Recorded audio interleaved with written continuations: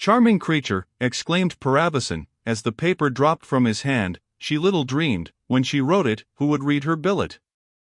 Disbrow does not deserve such a treasure. I am sorry she is unwell. I hope she has not taken the plague. Pshaw, what could put such an idea into my head? Lydiard's warning, I suppose. That fellow, who is the veriest rake among us, is always preaching. Confound him! I wish he had not mentioned it. A glass of wine may exhilarate me. And pouring out a bumper, he swallowed it at a draught. And so the fond fool is pining for her husband, and has some misgivings about him. Egad! It is well for her she does not know what has really taken place. She'll learn that soon enough. What's this? He added, glancing at a picture on the wall. Her miniature. It must be, for it answers exactly to Pillicotti's description. A sparkling brunette, with raven hair and eyes of night. I am on fire to behold her, but I must proceed with prudence, or I may ruin all. Is there nothing of Disbrow's that I could put on for the nonce? For heaven! The very thing I want! The exclamation was occasioned by his observing a loose silken robe lying across a chair. Wrapping it round him, and throwing down his hat, he took the lamp and went upstairs. Daring as he was, Paravicin felt his courage desert him, as having found the door of Mrs. Disbrow's chamber, he cautiously opened it. A single glance showed him that the room was more exquisitely, more luxuriously furnished than that he had just quitted.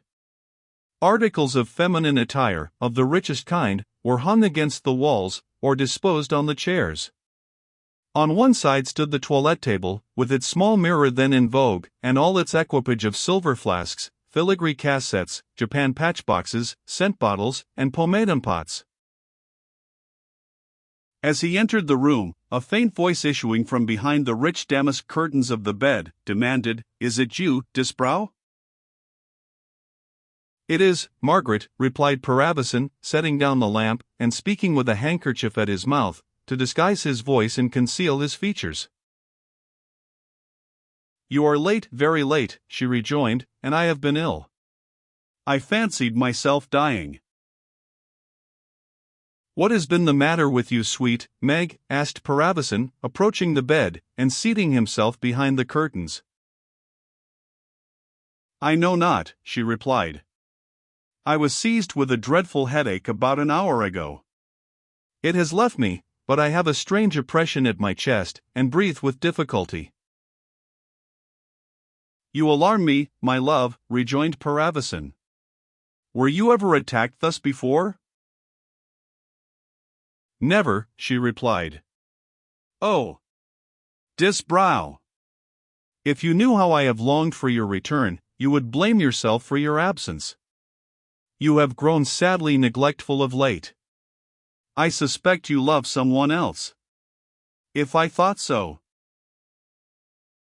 "What if you thought so, Margaret?" demanded Paravicin. "What?" cried Mrs. Disbrow, raising herself in the bed.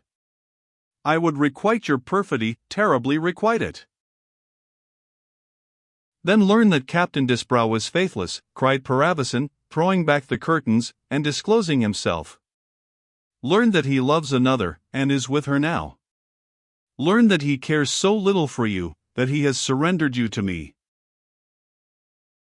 "What do I hear?" exclaimed Mrs. Disbrow.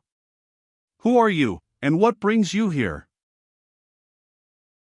"You may guess my errand from my presence," replied the knight. "I am called Sir Paul Paravicin, and am the most devoted of your admirers." "My husband surrender me to a stranger." "It cannot be," cried the lady, distractedly. "You see me here, and may judge of the truth of my statement," rejoined the knight. "Your husband gave me this key, with which I introduced myself to the house." "What motive could he have for such unheard of baseness, such barbarity?" cried Mrs. Disbrow, bursting into tears. "Shall I tell you, madam?" replied Paravicin. "He is tired of you, and has taken this means of ridding himself of you." Mrs. Disbrow uttered a loud scream, and fell back in the bed. Parabassin waited for a moment, but not hearing her move, brought the lamp to see what was the matter. She had fainted, and was lying across the pillow, with her nightdress partly open, so as to expose her neck and shoulders. The knight was at first ravished with her beauty, but his countenance suddenly fell, and an expression of horror and alarm took possession of it. He appeared rooted to the spot, and instead of attempting to render her any assistance, remained with his gaze fixed upon her neck. Rousing himself at length, he rushed out of the room, hurried downstairs, and without pausing for a moment, threw open the street door. As he issued from it, his throat was forcibly griped, and the point of a sword was placed at his breast. "You are now in my power, villain," cried Disbrow, "and shall not escape my vengeance." "You are already avenged," replied Parabassin, shaking off his assailant. "Your wife has the plague."